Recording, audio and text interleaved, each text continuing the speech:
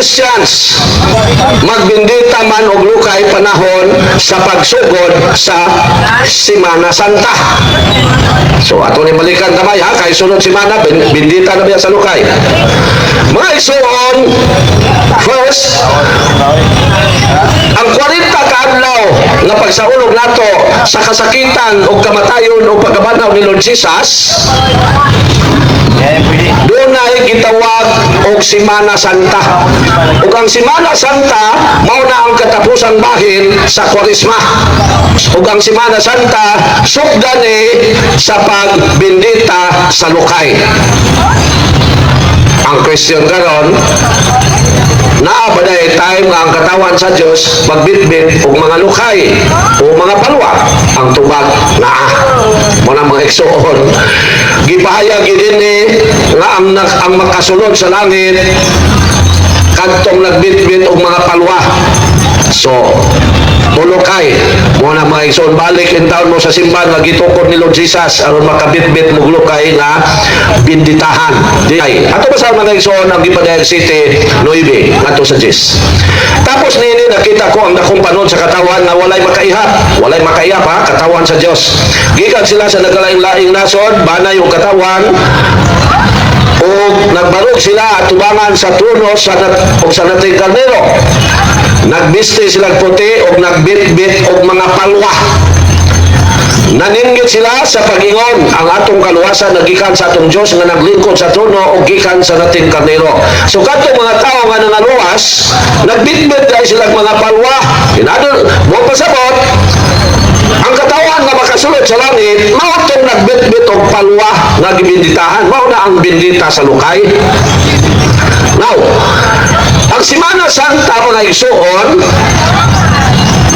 giaplihan na sa Domingo nga nagbitbit ang lukay nga nagpahayag usab nga atong gidawat si Lord Jesus nga musulod sa atong kinabuhi. Okay, San Mateo 21 sugdo na to sa uno, no? Sa uno para masabtan.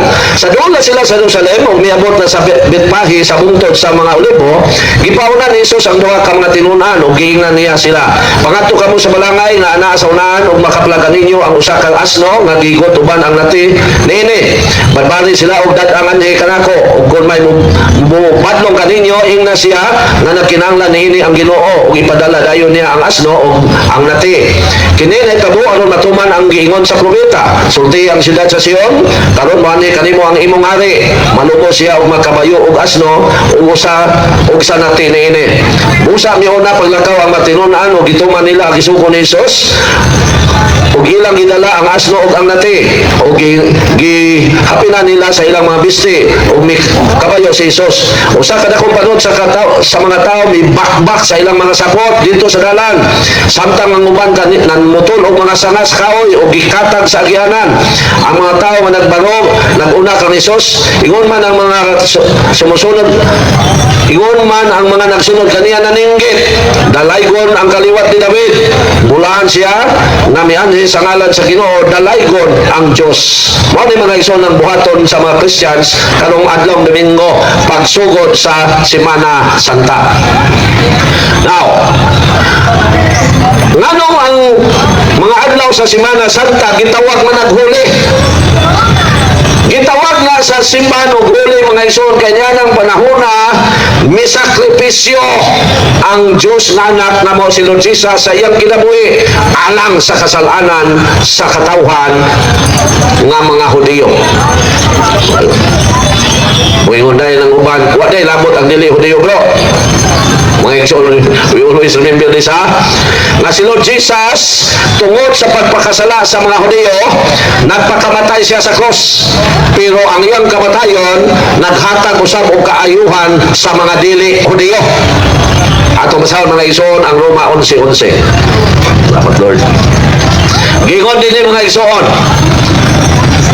nga tungod sa kamatayon ni Lord Jesus ang mga dili Hudiyo nahimo sa mga katawhan sa Dios. Okay, atong masayon ang Roma 11:11. Busa mangutana ako, sa pagkapukan sa mga Hudiyo, nalaglag ba sila? Wala. Tungod sa ilang pagpakasala, midangat sa mga dili Hudiyo ang kaluwasan aron masina kanila ang mga Hudiyo. So ang mga Hudiyo, mga isuon, mo inungdan na nung si Lord Jesus na pagkamatay sa cross. Pero tungod sa ilang pagpakasala, naapil na ang dili Hudiyo sa kaayuhan nga gitanyag sa Dios sa iyang katawhan. Kaya ang mga Hudiyo lang, mga igsoon before Christ, sila lang ang pinili o pinanggang katawhan sa Diyos. Ato ba sa mga igsoon ng Salmo 148:14? Sila lang, wala butang dili mga Hudiyo. Wa kita'y kwenta before Christ, mga igsoon. Gingon din Salmo 148:14. Gimon niyang likon ang iyang nasod, aron daygon siya sa tanan niyang katawhan. Ang katawhan sa Israel nga pinangga niya kayo, dayga ang Ginoo. So pinangga kayo. So wala pa si Lord Jesus, ang dili Hudiyo, Pinoy, Chinese, Amerikano, uban pa, wala tay kwenta sa mata sa Dios. Wala tay labot sa mga balaod niya nga iyang gihatag sa mga Hudiyo. Ato ba sa mga igsoon ang Salmo 147:19-20. Ingon din gihatag niya ang iyang mensahe ngadto sa iyang katawhan. Ang iyang mga balaod ug pahimatgon ngadto sa Israel. Wala niya buhata kini sa ubang mga nasod. Wala sila masayod sa iyang mga balaod. Dayga ang Ginoo. So wala pa si Lord Jesus pagkatao, kitang mga Pilipino, Chinese, Amerikano, Hapon, Vietnamese ug uban pang mga nasod, wala tay kwenta sa mata sa Dios. Pero tungod sa pagpakasala sa mga Hudiyo, kinsa pinangga kayo sa Dios nga mo'y hinungdan nga gipadala iyang anak dinhi sa kalibutan, naapil na punta sa maong grasya, mga igsoon. Ato ba sa mga igsoon ang 1:16? Mao na yung paborito na ba sa mga protestante, ngangkon. Ang mga sikta, wagin sila ilabot sa Biblia. Sorry kayo na yung brother pastor, no? Wagin ilabot ang mga sikta. Ang dunay katungod sa Biblia, kanto na yung nabunyagan sa simbahan na gitukod ni Lord Jesus. Ang dili, wagin sila ikwenta, mga igsoon. 1:16. Kay gigumba pa kayo sa Diyos ang kalibutan, o tungod dili, gihatag niya ang iyang bugtong anak, aron ang tanan nga mutukan niya, dili mamatay, o dili makabaton, inoon sa kinabuhing dayon. So dili, naapil na ang tanang katawhan. Pero kung wala pa ang mga Hudiyo na pagkasala, wala ang tay kwenta. Kung mga igsoon, dili kita magpasipala sa mga Hudiyo. Kay kung wala pa sila nagpakasala, dili unta mudangat nato ang kaluwasan. Tungod din mga igsoon, kung tanong na ito kasaysayan ang Hudiyo o dili Hudiyo, kuwan kayo na sila, higpit kayo ang rivalry nila mga igsoon, higpit kayo na sila nga kaaway. Di na sila magkasinabot. Mao nga sa pag-ani ni Lord Jesus, iyang gihiusa ang Hudiyo o dili Hudiyo. Episodio 15:16. Gingon din giwagtang niya ang balaod sa mga Hudiyo.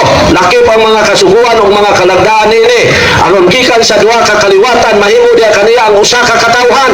Mahimo diya kaniya ang ug sa ingon makabot ang kalinaw. Pinagi siyang kamatayon sa cross, giusa kita niya o gipasiguli ngadto sa Dios. Ug sa ingon niya ana giwagtang niya ang pagdinumtanay. Kay kadumot gini dili Hudiyo o Hudiyo sa unang mga igsoon. Kapi gini sila ka higpit na kaaway. Pero tungod sa kamatayon ni Lord Jesus Christ, pasiguli na inungdan nga nakasinabot na ang Hudiyo ug ang mga nasod nga dili Hudiyo.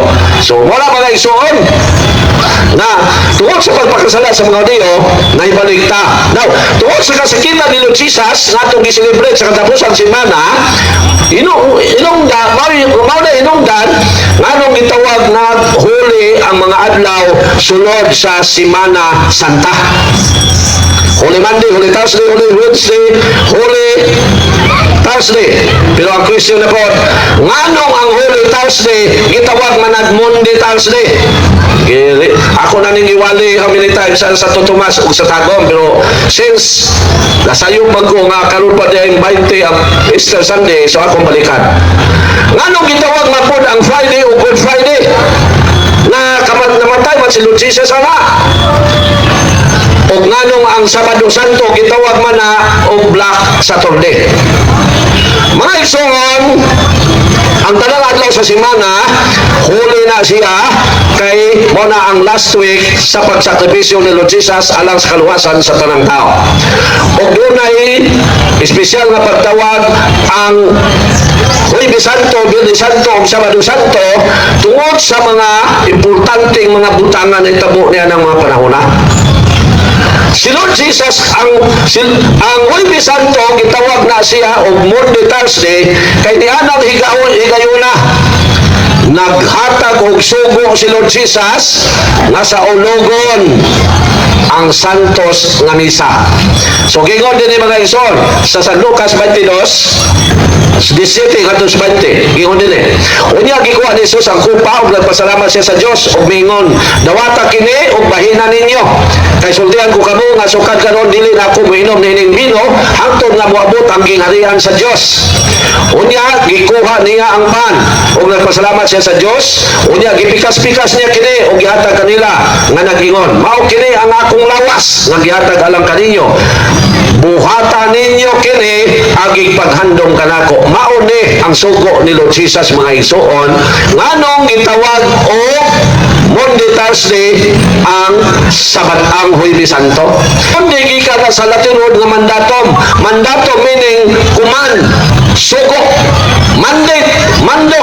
Mao na nga ang Huwebes Santo gitawag na og Monday Thursday. Kay nianang adlaw miingon ang Ginoo, buhatan ninyo kini agig paghandom kanako. Ang question na po, nganong ang Huwebes Santo, ang Biyernes Santo, Good Friday man na? Good day na, nagilansang man si Lord Jesus niya na sa krus ug namatay. Mga igsoon, ang Biyernes Santo, gitawag sa Christian o Good Friday. Kaya niya ng adlaw, nabalik sila sa Diyos. Particularly sa mga diyo.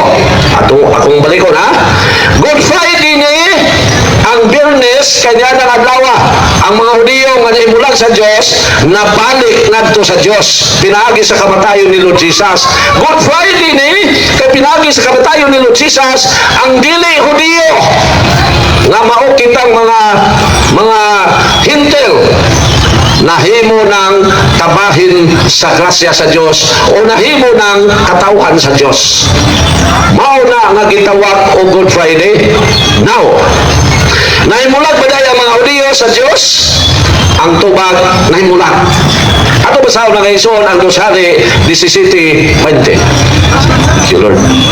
Gingon din ay mga ison. Busa gisalikwan sa Ginoo ang tanang mga kaliwat ni Israel ug gipaantos niya sila ug gitugyan sa ilang mga kaway hangtod sa katapusan gipahilayo niya sila sa ilang pananaw ug tungod sa kamatayon ni Lord Jesus naibalik man ang katawhan sa Dios mao nang ang mga Hudiyo nga nahimong Christian gitawag nila na o Good Friday. O kitang mga Christians nga dili Hudiyo nahimo namang kabahin sa katawan sa Dios pinagi sa kamatayon ni Lord Jesus mao nang gitawag na og Good Friday ang Biyernes Santo. Mao na mga igsoon. Now, nganong ang Sabado Santo gitawag pa po na og Black Saturday? Ang Sabado Santo mga igsoon gitawag na Black Saturday kay nianang higayuna grabing pagsubo sa mga Christians. First, ang mga apostoles ni Mama Mili ug sa tanan nga mga nagsunod ni Lord Jesus. Grabe sa ang ilang kagol kay namatay ang ilang gisaligan nga muhari kanila. Mo nang Black Saturday kay grabe kayo ang ilang pagsubo. Nawadan silang paglaom. Kaya ang nagtudlo nila about salvation, ang nagtudlo nila about morality, namatay man o gilubong. Mao nang ang Sabado gitawag na og Black Saturday. Pero human si Lord Jesus na panhaw, dito na nabuhi ang mga Christians. Nabuhi ng ilang dugo, malipayo na sila kayo. Kay napanhaw na ang ilang manunubos. Dito na nila na-confirm ang giingon ni Lord Jesus, guba ninyo kini maong templo ug sulod sa tulog adlaw tukulon ko kini pag-usap. Atong basahan mga igsoon sa ang Juan 2:19 atos 20. Mingon si Lord Jesus 19 atos 20. Juan 2:19 atos 20. Si Jesus mitubag, sugdo na to sa 18. Unya, nangutana kaniya ang kadagkuhan sa mga audio. Unsa ilhanan nga ikapakita mo aron pagmatuod nga may katuod ka sa pagbuhat niini? Si Jesus mitubag, gupa ninyo kining maong templo o tukuron ko kini pag-usap sulod sa tulo ka adlaw. Wala kasabot ang mga apostoles niya na sa sinugdan. Wow, nandako kayo ang ilang kasubo nga namatay ang ilang manunubos. O sadyang nabanaw si Lord Jesus, dito na nila nasabtan na ang giingon dyan ni Lord Jesus na guba ninyo kini maong templo o tukuron ko kini pag-usap sulod sa tulo ka adlaw, mao day ay ang iyang kamatayon o pagkabanhaw. Now, ato basahon na igsoon kung nabanaw bagyon si Lord Jesus adlawng Domingo. Ato basahon ang San Mateo 28:1 ngadto sa 6. Gingon din mga igsoon. Tapos sa adlaw nga ipapahulay, Sabado, sa pagbanagbanag na sa buntag sa adlawng Domingo, si Maria Magdalena ug ang lay Maria na ngadto aron pag tan-aw sa luganan sa 6. Wala na siya din ang anghel mingon. Napanhaw siya sumala gayud sa iyang giingon. Kung sa giingon ni Lord Jesus, guba ninyo kini maong templo ug sulod sa tulo ka adlaw tukuron ko kini pag-usap. Dito sila nabuhi mga igsoon. Ug tungod sa pagkabanaw ni Lord Jesus, malipayon sila ug ang ilang pagtuo nalig-on. Ato sa mga igsoon ang 1 Corinto 15:14. Nalig-on sila. Gingon din ni mga igsoon 1 Corinto 15:14. Ug kung wala banhawa si Kristo, kawang lamang ang among giwali ug kawang usab ang inyong pagtuo. So mga igsoon, human si Lord Jesus na banhaw, nalig-on ang mga apostoles. Ug mga igsoon, sa pagkalig-on sa mga apostoles, dili gyud sila mahadlok patyon. Basa mo history mga igsoon. Sa Bible wala na masulat sa unsang paagi si San Pedro ug ang mga apostoles gipatay. Ay sige gipatay kay gimartir man sila. Dili natural din ang ilang nahiaguman. Wala na masulat. Pero ano nagkamaluman ang simbahan? Kay siyempre siya man ang katawan sa Diyos. Sa unsang paagi si San Pedro namatay. Gilansang sa cross, gibaliktad ang tilas taas, ang ulo na sa ubos. Pero misukol ba si San Pedro? Nasuko ba siya? Nagigaway ba siya? Wala. Nga naman, ang iyang gilauman, na human siya mamatay, makasulod siya sa kingharian sa Diyos. O bao na ang pasalig ni Lord Jesus, nga iniadto niya sa langit, ang iyang mga apostoles, uban na kaniya, ato ba sa mga igsoon, ang San Mateo 19:28. Gingon din si Jesus mayroon kanila, isulti ko kini kaninyo, iniglingkod niya sa anak sa tao sa iyang mahimayawang trono, diha sa bagong kasabutan, kamong napulog duha ka tinunan, mulingkod usab sa mga trono aron paghukom sa napulog duha kabanay sa Israel. Mao hindi na sila mahadlok mamatay. Si San Bartolomeo gipangitan ng nabuhi. Di na mabasa sa Bible, pero mabasa na sa libro nga gitawag og Didache. Na what is Didache? Didache means the teaching of the 12 apostles. Nga dito nasulat ang tanang gibuhat ni Lord Jesus o sa mga apostoles nga wala masulat sa Biblia. Na baday wala masulat sa Biblia? Ang tubag naa. Na, gingon din nabay wala masulat sa Biblia? Daghan pa kaysa nasulat. Kinsay nasayon ini? Natural. Ang tinuod nga Christian religion. Sa Juan 21:5, daghan pa kayo mga butang nga gibuhat ni Hesus o kon gisulat pa ang tanan nagtuwa ko nga ang tibuok kalibutan dili kayo paigo nga kasudlan sa mga sinulat. Ug ang wala masulat mga igsoon na sa libro nga gitawag og didaki. So, mao nga nakapanota sa unsang pagi namatay ang mga apostoles. Unya, pag-search sa mga historians, Catholics o dili Catholics, ilag yung na pamatudan nga mauni ang paagi sa unsa namatay ang mga apostoles.